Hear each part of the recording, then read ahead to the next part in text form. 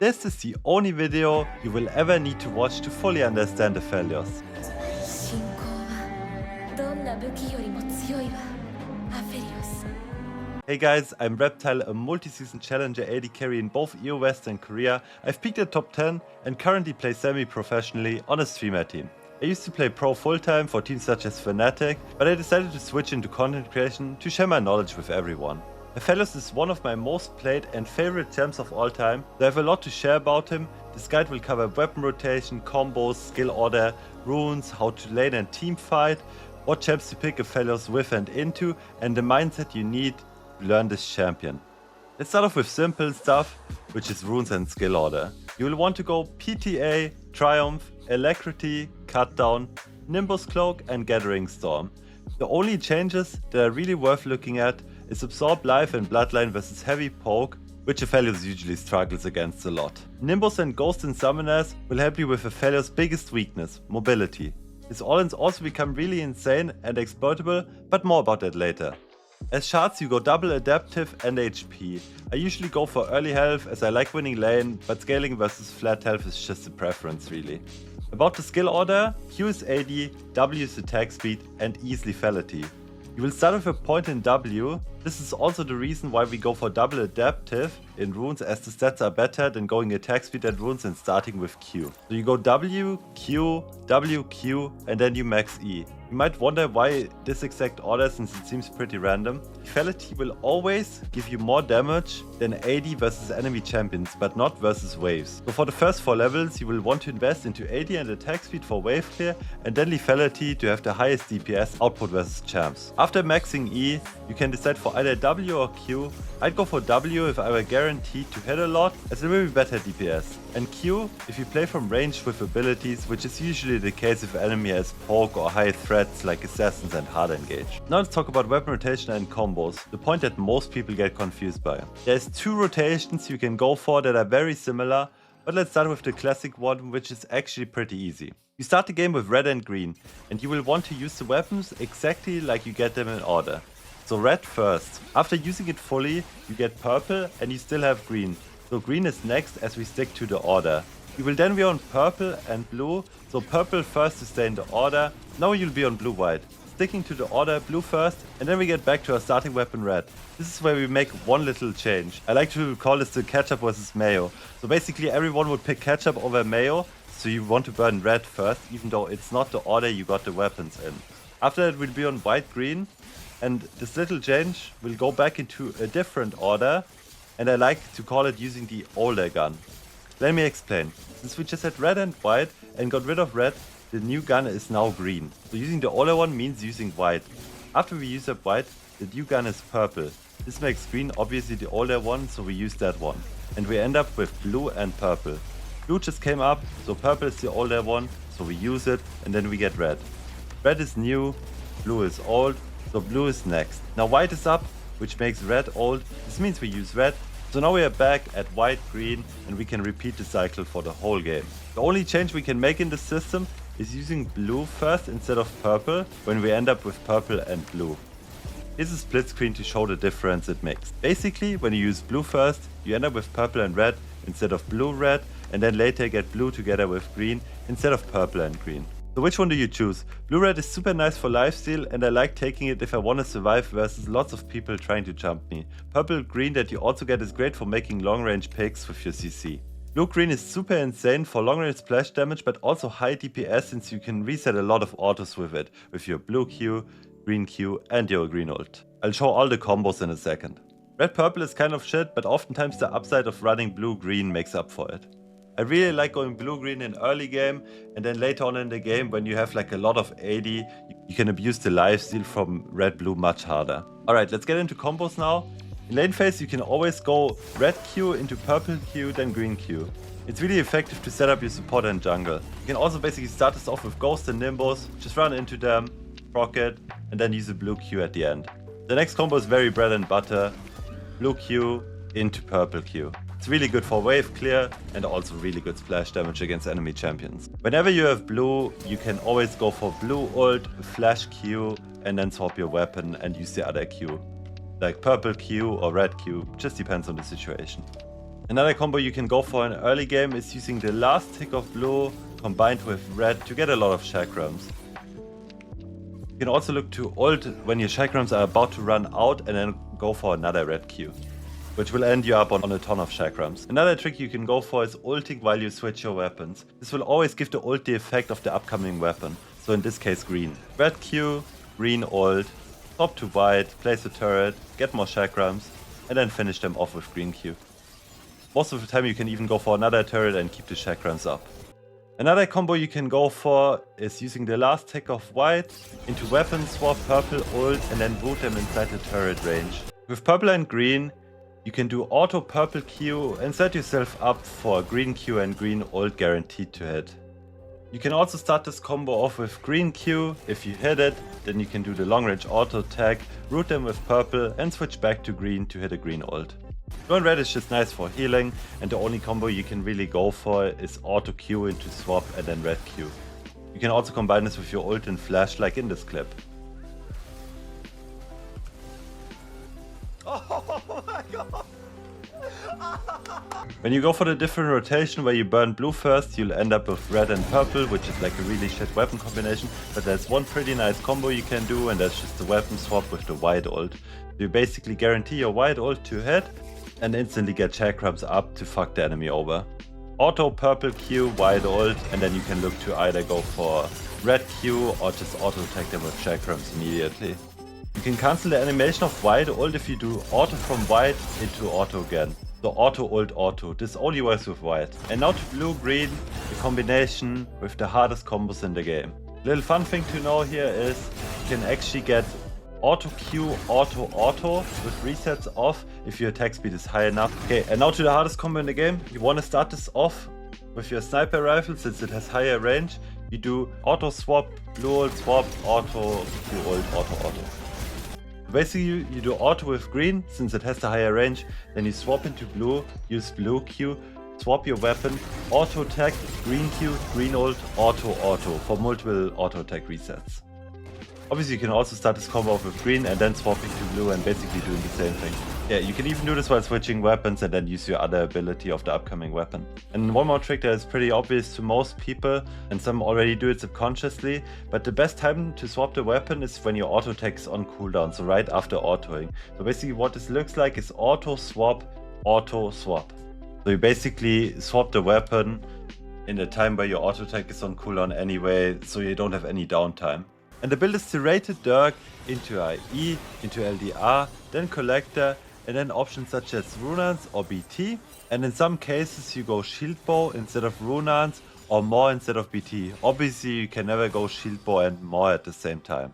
So you can either trust me on this build, but I'll go into a long explanation as to why it's good in case you don't.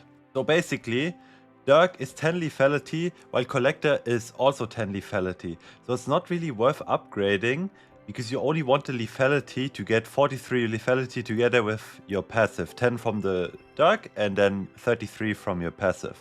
So then when you end up being on the LDR, you get 40% armor penetration and 43 lethality, which ends up making you deal true damage against targets below 72 armor, and obviously also a lot of damage against targets above 73 armor because they all barely have any armor too.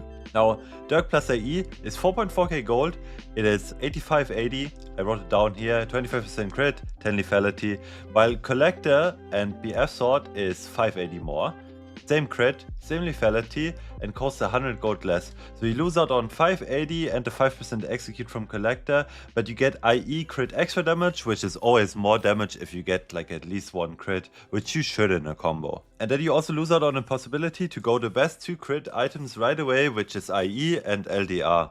Because LDR is even against low armor targets, for example 50, it is still minus 20 armor, which is 20 lethality. Which is more lethality than any lethality item in the game. So yeah, this build basically allows you to get your best items ASAP while not giving up on the lethality spike in lane, and you can build good components and like always curve well into your other items because it's really nice to build serrated dirk. It is fine to base on a pickaxe. You can very often secure 1.3k base because you're just so strong in lane with dirk and with pickaxe. It is also just nicer to not have to go crit cloaks in your build on a base until you're fully ready to build one item straight away, which is the IE. But some people might be asking, like, collector third, isn't that just weird? Isn't collector like early game item? And then if you think about it, when you upgrade the serrated dirk to the collector, what is the difference that you get? You get crit from it, you get 30-80 from it, and like 50-80 in total. The serrated dirk obvious is 20-80, so you get 30-80, right? And then you get the 5% execute.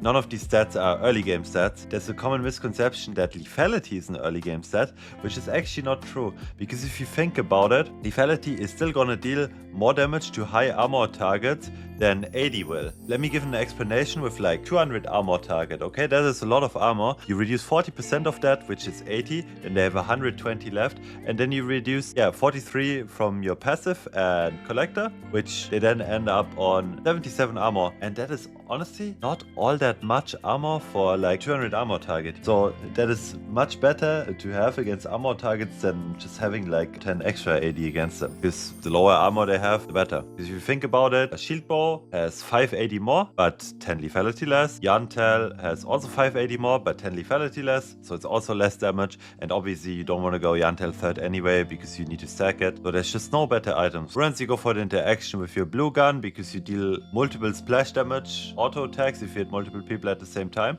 There is even a bug. Together with Runaans. On Aphelios there's a mechanic not a lot of people know about, but you can juggle your chakrams. And the way it works is with green Q, you can Q, and then you reactivate to auto attack. Meanwhile, swap the weapon, and you attack them with chakrams multiple times. Now let me show the difference. This would be the attack speed that you normally attack in when you attack with one chakram only. But yeah, green Q, reactivate, swap. It is 2 auto attacks. Another way you can do this is basically if you attack with your chakram and then before you get your chakram back, you double swap your weapons, okay? So auto attack with the chakram, swap, swap, auto again. You see? Double autos. But you need to make sure the chakram doesn't land before you can swap again, otherwise this is going to happen. Only one auto attack. Alright, next up is how to lane and team fight, and what champions to pick Aphelios with and into.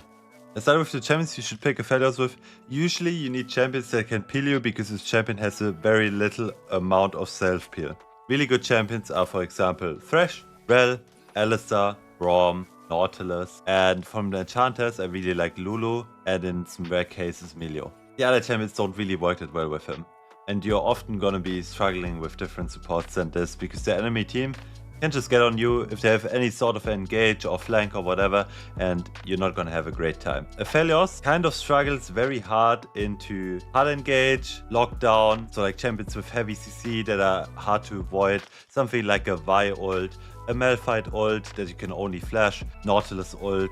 Champions like this he generally struggles with. Yeah, peel supports like Braum help you a lot against these type of champions because they can stun them once they get on top of you. The second type of champions, archetype of champions that Aphelios struggles into are high range poke champs, because Aphelios range is not that high and most poke champions will just poke you out without any counterplay. Varus is one of the worst matchups to play. There's a few other ones that are not that easy, but Varus is definitely the worst, especially in combination with a poke support like Nico or Karma. The other matchups that aren't easy are, for example, Caitlyn, Ezreal, Senna, anything with long range and some type of poke that you can imagine. Alright, so as I talked about in the guide, how to lane, basically in early game you're only looking to poke enemies with your green weapon that you have in early game because it's the highest range, and in most lanes you will not get prio because Aphelios doesn't have an ability level 1 while they do have an ability. So if you play against anything like MF, Jhin, Kai'Sa, all of those can kind of just hit the wave with their ability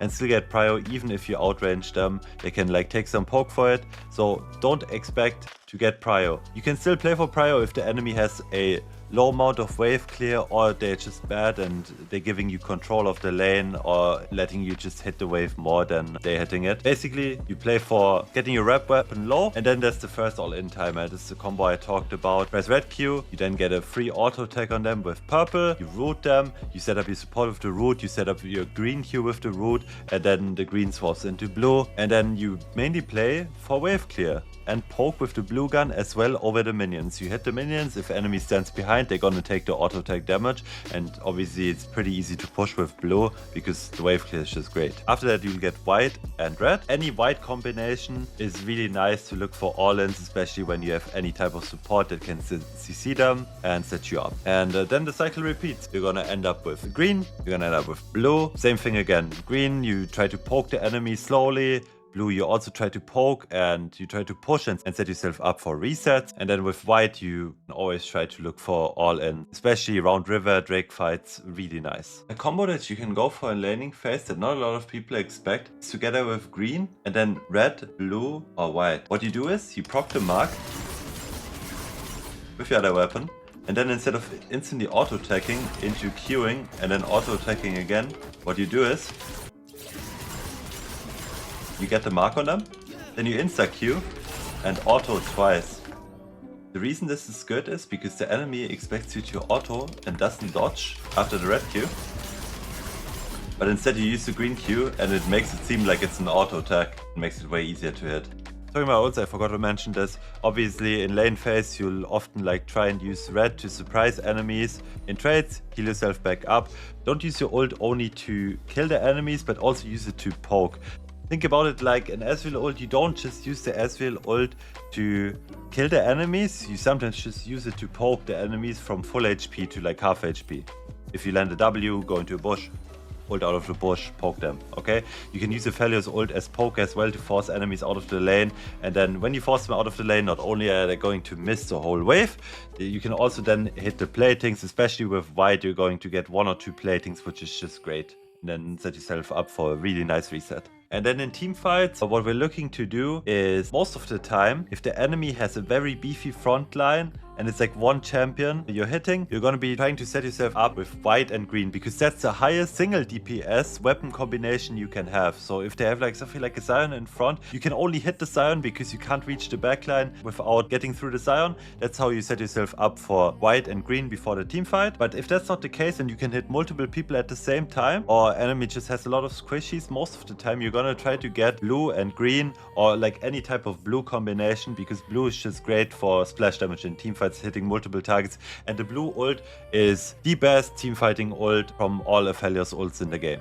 The blue ult in team fights you're going to use mostly because it is just crazy damage and you can literally one-shot teams. Purple you sometimes use to lock down enemies if you can hit multiple people with purple ult and then lock them down and they land your teammates combine CC with that. That's really great. White ult, nice to stack chakrams in fights, especially good with white-green setup, what I was talking about earlier for single DPS. Red is not that good to use in fights unless you really use it to heal yourself and keep yourself alive. And then green ult, same as white. Pretty great DPS output. You can also stack chakrams with it if you have white and can be pretty good to use in teamfights too. But mostly you'll be trying to go for blue and hitting multiple people with blue. Then some other tips you can go for in teamfights is hiding behind a wall or hiding out of vision for the enemies to be a little surprised when you ult them, or they forget about you and clump up and you hit a great blue ult. And then another thing with Aphelios, as I said, he's very low mobility, and oftentimes if the enemy has anything to get on top of you, don't want to give them this opportunity.